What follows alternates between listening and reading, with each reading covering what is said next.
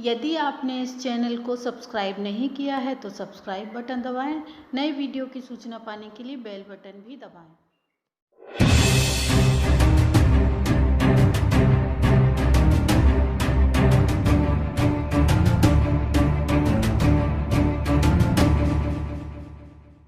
साथियों नमस्कार, DM India online YouTube channel में आपका हार्दिक स्वागत है।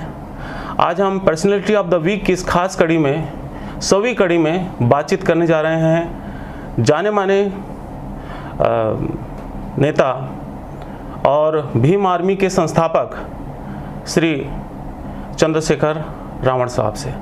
चंद्रशेखर रावण साहब, आपका इस कार्यक्रम में हार्दिक स्वागत है। जी, जय भीम आपका। जय भीम आपका भी। और जैसे कि हमारी इस एपिसोड की खासियत है, हम जिस भी व्यक्ति से बात करते हैं हम जानने की कोशिश करते हैं कि वो कैसे इस मिशन की तरफ आए। मैं चाह रहा हूं कि सभी में सोशल मीडिया में तो आपकी जानकारी है, लेकिन संक्षिप्त में कुछ हमारे दर्शकों को बताइए कि भीम आर्मी के गठन के पीछे जो मकसद है। देखिए, भीम आर्मी का गठन एक विचारधारा के अनुसार हुआ। अन्याय, अत्याचार, जुल्म, जाति और तमाम तरह से जो समस्याएं हैं बहुजन समाज के रास्ते में, जो रुकावटें हैं, और ये गांव स्तर से लेकर शहर तक, जिला स्तर से लेकर प्रदेश तक और राष्ट्रीय लेवल पे जो समस्याएं बिल्कुल एक जैसी समस्याएं जिन पे काम नहीं हो रहा है, तो उन समस्याओं को अखबार के माध्यम से, टीवी के माध्यम से, फेसबुक के माध्यम से रोज हम लोग जानते थे, लेकिन उस पर कुछ ठोस काम नहीं कर पा रहे थे। यानी कि बेबस थे, कुछ करना चाहते थे उन अन्याय अत्याचार को रोकने के लिए, और वो तमाम तरह की जो कॉन्स्टिट्यूशनल राइट हमें मिले हैं जी। और जिस तरह से 2014 के बाद भारतीय जनता पार्टी की सरकार संविधान पे लगातार हमले कर रही थी, हमारे संवैधानिक अधिकारों को खत्म करने का प्रयास कर रही थी, उसके बाद हमें लगा कि हमें माननीय काशीराम साहब का जो एक नारा था कि मुर्दा लोग मिशन नहीं चलाते और जिंदा लोग मिशन को रुकने नहीं देते, उसको धरातल पे लाना पड़ेगा। और उन्होंने ये भी कहा कि सरकार बने ना बने, राजनीति चले ना चले, लेकिन सामाजिक परिवर्तन का आंदोलन रुकना नहीं चाहिए। तो भीम आर्मी भारत एकता मिशन सामाजिक परिवर्तन का आंदोलन 2014 में हम लोगों ने शुरू किया, जिसमें हम छोटे बच्चों को प्राइमरी स्कूलिंग जो है जी, जहाँ बुनियादी जो मजबूती है जो स्कूलिंग से आती है, प्राइमरी स्कूलिंग से, जहाँ वो कमजोर की जा रही है सरकारों द्वारा, वहाँ हमने छोटे छोटे कोचिंग सेंटर खोल के गांव लेवल पे, कस्बा लेवल पे, जिला लेवल पे बच्चों को पढ़ाने का काम शुरू किया, छोटे बच्चों को। और जो बड़े बच्चे थे जो कंपटीशन की तैयारी कर रहे थे, तो उनको कंपटीशन की तैयारी कराने के लिए सेंटर खोले, जो लगभग हजारों की संख्या में 1 साल के अंदर हमने तैयार किए। फिर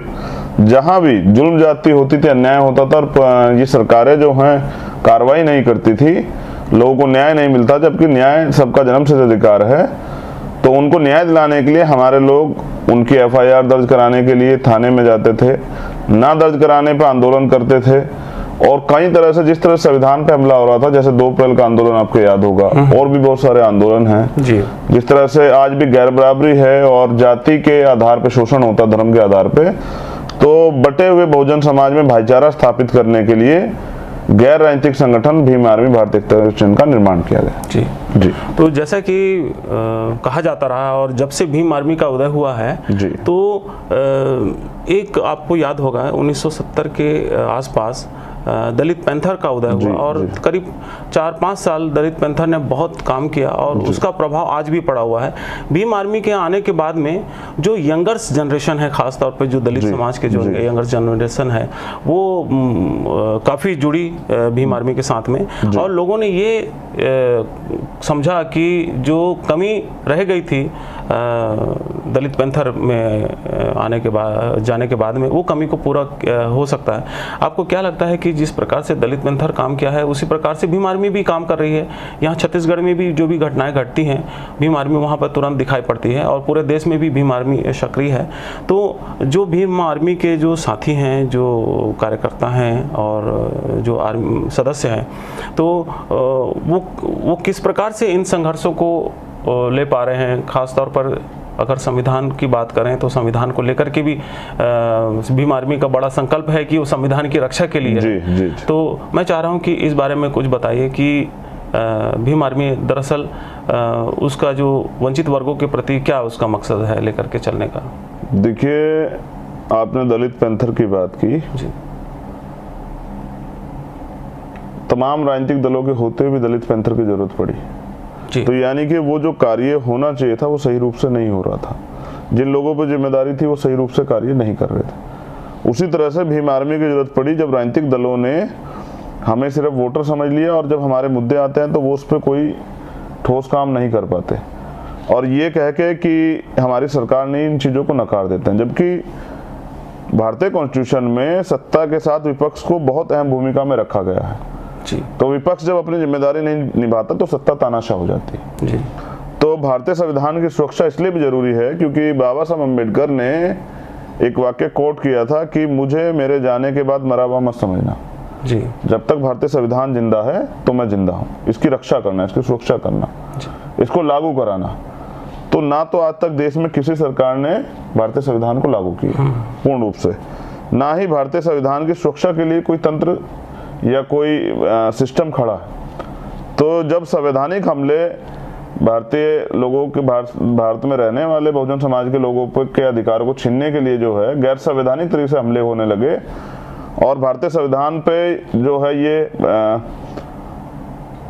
ये बादल जो हैं जो मंडराने लगे कि उसको जिस तरह से बीजेपी के लोग कहते हैं कि हम संविधान बदलने आए हैं और हम संविधान बदल देंगे, मनुस्मृति लागू कर देंगे, तब भीम आर्मी भारत एकता मिशन के नौजवानों ने, जिनको कैडराइज करने का काम भीम आर्मी भारत एकता मिशन के शीर्ष नेताओं ने किया, मैं उनका धन्यवाद करता हूं। और जिस तरह से हाथों हाथ पूरे देश में वो नौजवान जो स्वाभिमान सम्मान की लड़ाई लड़ना चाहता है, जो भारतीय संविधान से प्रेम करता है, जो अपने महापुरुषों के आंदोलन को चलाना चाहता है, उन्होंने इसमें बढ़ चढ़ के भूमिका अदा की। और जैसा आप भी जानते हैं कि कहीं भी देश के अंदर कोई घटना होती तो भीम आर्मी के लोग सबसे पहले जाते हैं। तो मैं धन्यवाद करता हूँ छत्तीसगढ़ की धरती से, यहाँ मान्यवर काशीराम साहब खुद चुनाव आके लड़े।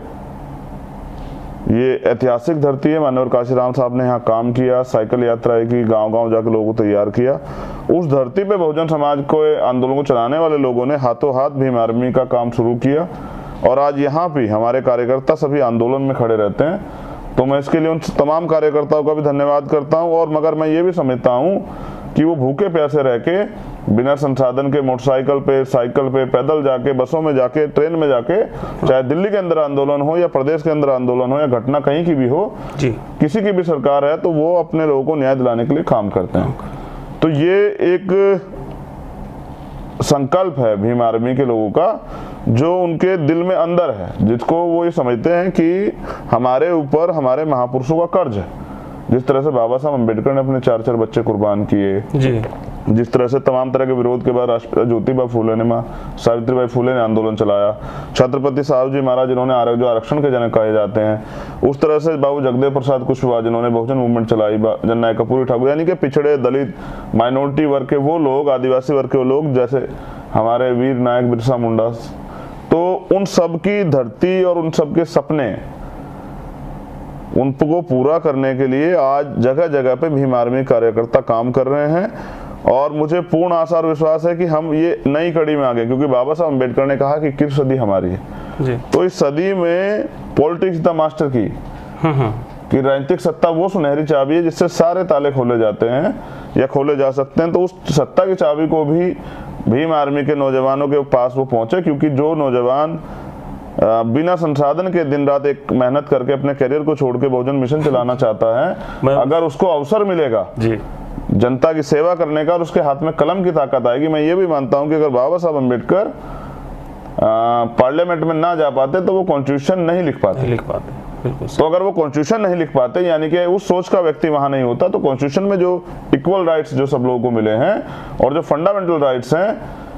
तो वो सब लोगों को नहीं मिल पाते। तो एक सरकार और एक सोच, मतलब एक अच्छी नीति, एक अच्छी नीयत के साथ काम करना, वो भीम आर्मी के लोगों ने दर्शाया। अगर इनको राजनीतिक रूप से मौका मिलेगा तो मुझे लगता है कि मानवतावादी जो तथागत बुद्ध के सिद्धांत है, जो गुरु घासीदास जी के सिद्धांत है, जो बहुजन महापुरुषों के सिद्धांत हैं, वो सिद्धांत जो हैं जमीनी रूप पे लागू हो सकते हैं। क्योंकि सरकारें तो अभी भी हैं, कॉन्स्टिट्यूशन तो जू का तू है, लेकिन सरकारें लागू तो नहीं करती हैं। तो अगर सरकारें अच्छी होती तो अन्याय क्यों होता, जुल्म ज्यादती क्यों होती? और जिस तरह से आज भी 84 करोड़ लोग भारत के अंदर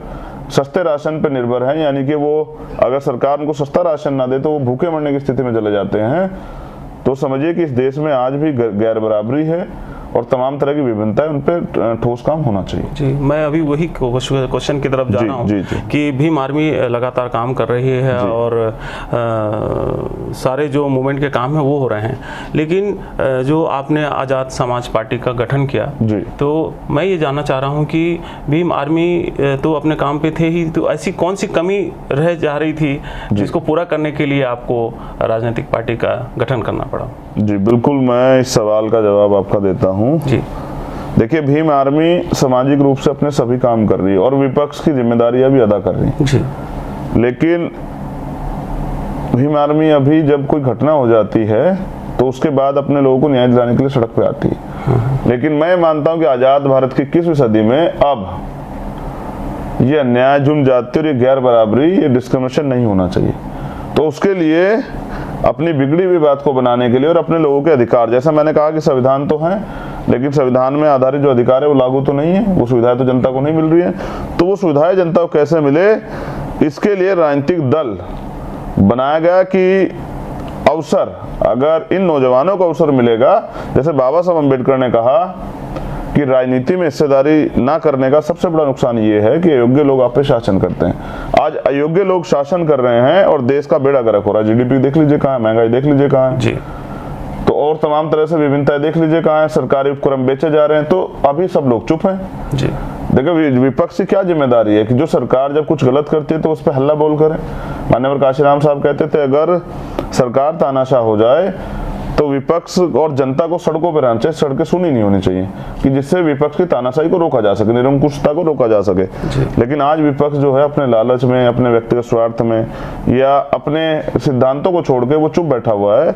तो मुझे ऐसा लगता है कि बाबा साहब के उस नारे को कि राजनीति में हिस्सेदारी करनी चाहिए और योग्य लोगों को मौका देना चाहिए, इसलिए मैंने नौजवानों के लिए और उन लोगों के लिए जिनको निराश कर दिया गया, जिनको पैसे या तमाम तरह के अभाव के कारण नकार दिया गया, उन लोगों को दोबारा से तैयार करने के लिए आजाद समाज पार्टी का राजनीतिक दल बनाया, जिससे हम लोग सत्ता में भागीदारी करके नीतियां बना के एक तो संविधान की सुरक्षा करेंगे, संविधान को पूर्ण रूप से लागू कराएंगे और उन गरीब जनता की, जैसे मैंने एक भाषण दिया है और ये भाषण नहीं, ये वास्तविक है जो भारतीय कॉन्स्टिट्यूशन देता है कि अभी सरकारें कुछ भी अगर जनता को देती हैं तो वो इस तरह से दर्शाती है जैसे वो बहुत बड़ा उनके ऊपर उपकार कर रही है, जबकि लोकतंत्र बना इसलिए था कि अंतिम व्यक्ति को भी उसके अधिकार मिल सके। तो लोकतंत्र इन 7-8 चीजों गारंटी देता है जो आजाद समाज पार्टी सरकार बनने पे प्रदेश के हर व्यक्ति को मिलेगी, और जब हम लोग सेंटर में काम करके सरकार बनाएंगे तो देश के हर व्यक्ति को मिलेगी। रोटी, कपड़ा, मकान, चिकित्सा, शिक्षा, सुरक्षा, रोजगार और न्याय, ये 7-8 चीजें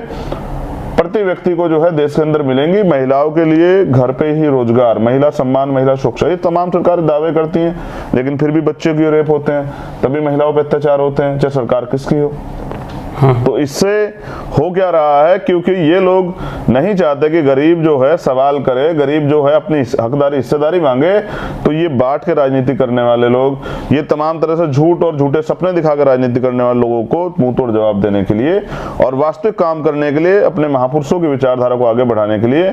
इस देश में समता, समानता, बंधुत्व, भाईचारे पर आधारित समाज बनाने के लिए, व्यवस्था बनाने के लिए आजाद समाज पार्टी का निर्माण किया। क्योंकि इन लोगों से अब हमारी उम्मीदें खत्म हो चुकी हैं, क्योंकि इतने लंबे समय के लोकतंत्र में भी अगर आज भी ये सब चीजें घटनाएं हो रही, तो यानी कि जो लोग सत्ता में काबिज हैं या विपक्ष में काबिज हैं, जो लोग काम करने की बात कर रहे हैं, वो अपना काम पूर्ण रूप से नहीं कर रहे हैं। तो अब नौजवानों को मौका है, अब उन सीनियर लोगों को मौका है जो माननीय काशीराम साहब के समय में तैयार हुए लेकिन आज निराश होकर घर बैठे हुए हैं, कि वो बहुजन मूवमेंट को आगे बढ़ाए। बिल्कुल। तो मैं देखता हूँ और पूरा देश देखता है कि जब भी कहीं पे कोई घटना घटती है, कोई आंदोलन होता है, चाहे मनीषा वाल्मीकि की बात कर ली जाए, आप वहाँ पर दिखाई पड़े, और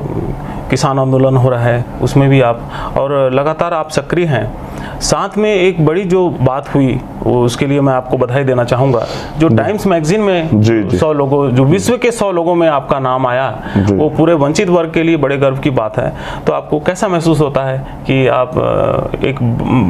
बड़ा मुकाम आपने हासिल किया है? देखिए, मैं सर्वप्रथम तो इस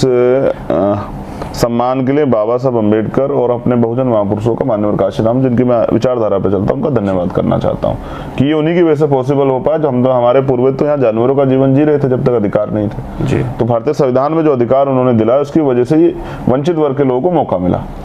इसके लिए मैं भीम आर्मी के भी सभी कार्यकर्ताओं का और प्रत्यक्ष अप्रत्यक्ष रूप से बहुजन समाज के उन तमाम मीडिया कर्मियों का, उन साथियों का, आंदोलनकारियों का जो बहुजन मूवमेंट को आगे बढ़ा रहे हैं, जो कहीं ना कहीं मिशन मूवमेंट के लोगों को तैयार कर रहे हैं, मैं उनका भी धन्यवाद करता हूं।